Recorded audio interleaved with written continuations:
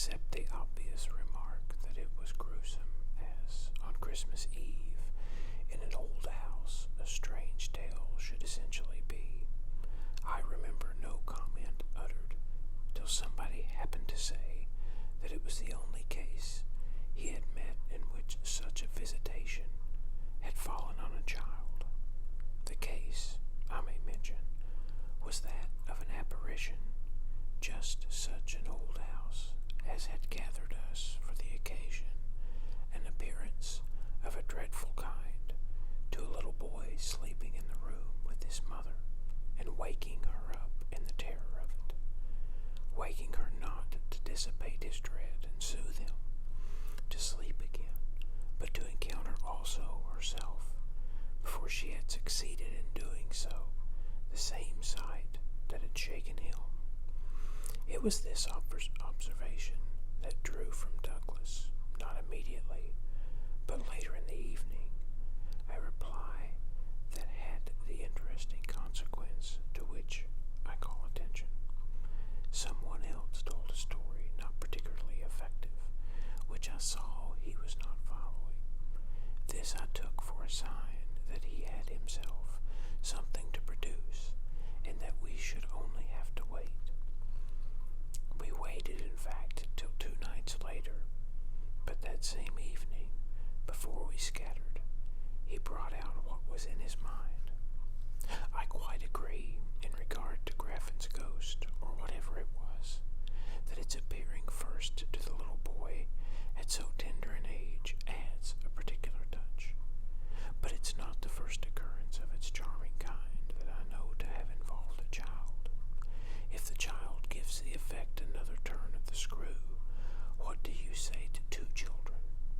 We say, of course, somebody exclaimed, that they give 2 turns, also that we want to hear about them. I can see Douglas there before the fire, to which he had got up to present his back, looking down at his interlocutor, with his hands in his pockets. Nobody but me till now has ever heard.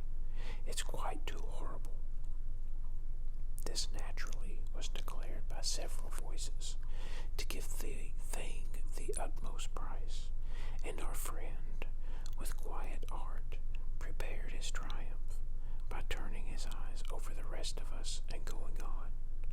It's beyond everything. Nothing at all that I know touches it. For sheer terror, I remember asking. He seemed to say it was not so simple as that, to be really at a loss how to qualify it.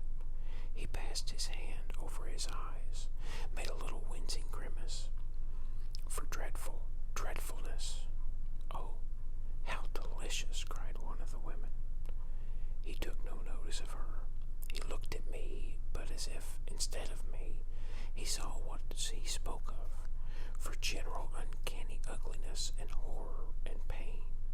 Well then, I said, just sit right down and begin. He turned round to the fire, gave a kick to the log, watched it in an instant. Then, as he faced us again, I can't begin. I shall have to send to down. There was a unanimous groan at this, and much reproach, after which, in his preoccupied way, he explained, the story's written. It's in a locked drawer. It has not been out for years.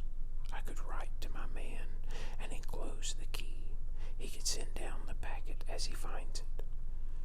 It was to me in particular that he appeared to propound this, appeared almost to appeal for aid, not to hesitate. He had broken a thickness of ice, the formation of many a winter, had had his reasons for a long silence. The others resented postponement, but it was just his scruples that charmed me. I adored him to write by his first post and to agree with us for an early hearing. Then I asked him if the experience in question had been his own. To this, his answer was prompt. Oh, thank God, no. And is the record yours? You took the thing down.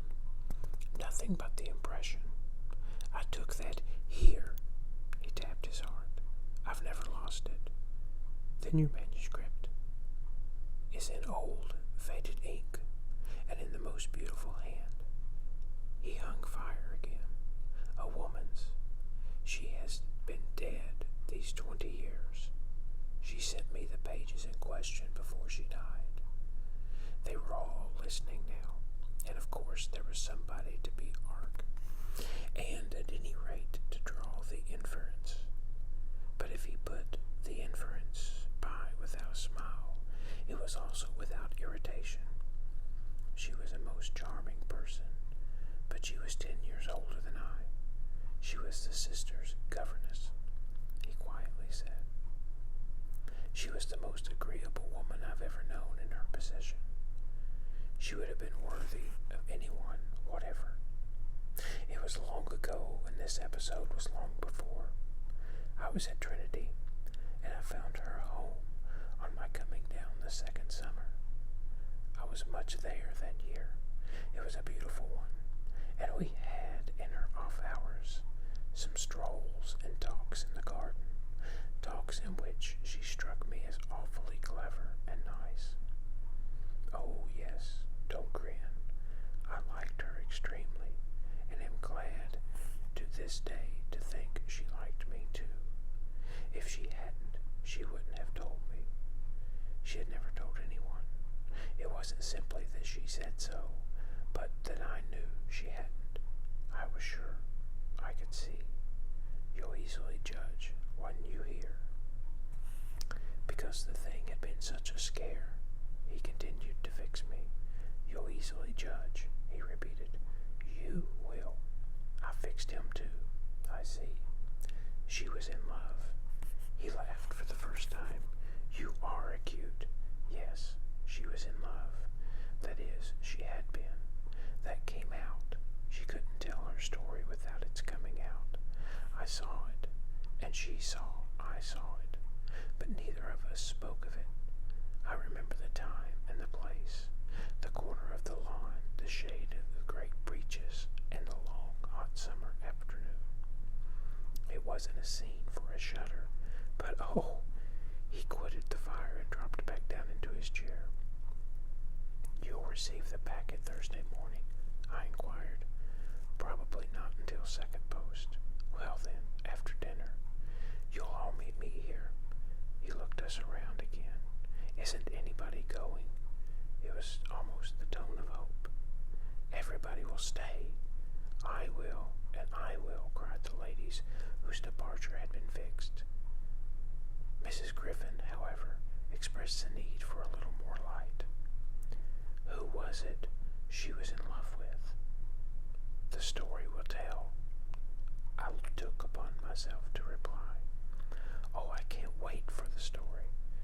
The story won't tell, said Douglas, not in any literal, vulgar way. More's the pity then. That's the only way I ever understand. Won't you tell, Douglas? Someone else inquired. He sprang to his feet again. Yes, tomorrow. Now I must go to bed. Good night. And quickly catching up a candlestick, he left us slightly bewildered. From our end of the great brown hall, we heard his step on the stair, whereupon Mrs. Griffin spoke. Well, if I don't know who she was in love with, I know who he was. She was 10 years older, said her husband. Raison de blanc, at the age. But it's rather nice, his long reticence. 40 years, Griffin put in. With his outbreak at last. The outbreak, I returned, will make a tremendous occasion of Thursday night, and everyone so agreed with me that in the light of it, we lost all attention for everything else. The last story, however incomplete, and like the mere opening of a serial, had been told. We handshook and candlestuck, as everyone said, and went to bed. I knew the next day that a letter containing the key had, by the first post, gone off to his London apartments, but in spite of, or perhaps just on account of, the eventual diffusion of this knowledge, we quite let him alone till after dinner, till such an hour of the evening, in fact, as might best accord with the kind of emotion on which our hopes were fixed. Then he became as communicative as we could desire, and indeed gave us his best reason for being so. We had it from him again before the fire in the hall, as we had had our mild wonders of the previous night. It appeared that the narrative he had promised to read us really required, for a proper intelligence, a few words of prologue. Let me say here distinctly, to have done with it, that this narrative, from an exact transcript of my own made much later, is what I shall presently give. Poor Douglas, before his death, when it was in sight, committed to me the manuscript that reached him on the 3rd of these days, and that, on the same spot, with immense effect, he began to read to our hushed little circle on the night of the 4th. The departing ladies, who had said they would stay, didn't, of course, thank heaven, stay. They departed in consequence of arrangements made, in a rage of curiosity, as they professed, pronounced by the touches with which he had already worked us up, but that only made his little final auditory more compact and select, kept it round the hearth, subject to a common thrill. The first of these touches conveyed that the written statement took up the tale at a point after it had, in a manner, begun. The fact to be in possession of was therefore that his old friend, the youngest of several daughters of a poor country parson, had, at the age of 20, on taking service for the first time in the schoolroom, come up to London in trepidation to answer in person an advertisement that had already placed her in brief correspondence with the advertiser. This person proved, on her presenting herself for judgment at a house in Harley Street, that impressed her as vast and imposing. This prospective patron proved a gentleman, a bachelor in the prime of his life, such a figure as had never risen, save in a dream or an old novel, before a fluttered, anxious girl out of a Hampshire vicarage. One could easily fix his type. It never happily dies out. He was handsome and bold and pleasant, offhand and gay and kind. He struck her inevitably as gallant and splendid, but what took her most of all, and gave her the courage she afterwards showed, was that he put the whole thing to her as a kind of favor, an obligation he should gratefully incur. She conceived him as rich, but as fearfully extravagant, saw him all in a glow of high fashion, of good looks, of expensive habits, of charming ways with women. He had for his own town residence a big house filled with the spoils of travel and the trophies of the chase, but it was to his country home, an old family place in Essex, that he wished her immediately to proceed. He had been left, by the death of their parents in India, guardian to a small nephew and a small niece, children of a younger, a military brother, whom he had lost 2 years before. These children were, by the strangest of chances, for a man in his position, a lone man without the right sort of experience or a grain of patience, very heavily on his hands. It had been a great worry, and on his own part doubtless a series of blunders, but he immensely pitied the poor chicks and had done all he could, had in particular sent them down to his other home, the proper place for them being the course the country, and kept them there from the first with the best people he could find, servants to wait on them, and going down himself whenever he might to see how they were doing. The awkward thing was that they had particularly no other relations, and by that his own affairs took up all his time. He had put them in possession of Bly, which was healthy and secure, and had placed at the head of their little establishment, but below the stairs only, an excellent woman, Mrs. Gross, whom he was sure his visitor would like, and who had formerly been maid to his mother. She was now housekeeper, and was also acting for the time as superintendent to the little girl, of whom, without children of her own, she was, by good luck, extremely fond. There was plenty of people to help, but of course the young lady who should go down as governess would be in supreme authority. She would also have, in holidays, to look after the small boy who had been for a term at school, young as he was to be sent, but what else could be done, and who, as the holidays were about to begin, would be back from one day to the other.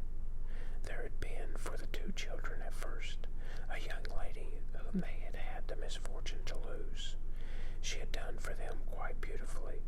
She was a most respectable person till her death, the great awkwardness of which had precisely left no alternative but the school for Mrs. Little Miles. Mrs. Gross, since then, in the way of manners and things, had done as she could for Flora, and there were, further, a cook, a housemaid, a dairy woman, an old pony, an old groom, and an old gardener, all likewise thoroughly respectable. So far had Douglas presented his picture when someone put a question. And what did the former governess die of? Of so much respectability? Our friend's answer was prompt. That will come out. I don't anticipate. Excuse me, I thought that was just what you are doing. In her successor's place, I suggested, I should have wished to learn if the office brought with it necessary danger to life. Douglas completed my thought. She did wish to learn, and she did learn. You shall hear tomorrow what she learned. Meanwhile, of course, the prospect struck her as slightly grim. She was young, undried, nervous. It was a vision of serious duties and little company, of really great loneliness. She hesitated, took a couple of days to consult and consider, but the salary offered much exceeded her modest measure, and on a second interview she faced the music. She engaged, and Douglas, with this, made a pause that, for the benefit of the company, moved me to throw in, the moral of which was, of course, the seduction exercised by the splendid young man. She succumbed to it. He got up, and as he had done the night before, went to the fire, gave a stir to the log with his foot, then stood a moment with his back to us. She saw him only twice. Yes, but that's just the beauty of her passion. A little to my surprise on this, Douglas turned round to me. It was the beauty of it. There were others, he went on, who hadn't succumbed. He told her frankly all his difficulty, that for several applicants the conditions had been prohibitive. They were somehow simply afraid. It sounded dull, it sounded strange, and all the more so because of this man's condition, which was that she should never trouble him, but never, never, neither appeal, nor complain, nor write about anything, only meet all questions herself, receive all moneys from his solicitor, take the whole thing over, and let him alone. She promised to do this, and she mentioned to me that when, for a moment, disburdened, delighted, he held her hand, thanking her for the sacrifice, she already felt rewarded. But was that all her reward? One of the ladies asked. She never saw him again. again. Oh, said the lady, which, as our friend immediately left us again, was the only other word of importance contributed to the subject till the next night. By the corner of the hearth, in the best chair, he opened the faded red cover of a thin, old-fashioned, gilt-edged album. The whole thing took indeed more nights than one, but on the first occasion, the same lady put another question. What is your title? I haven't one. Oh, I have, I said. But Douglas, without heeding me,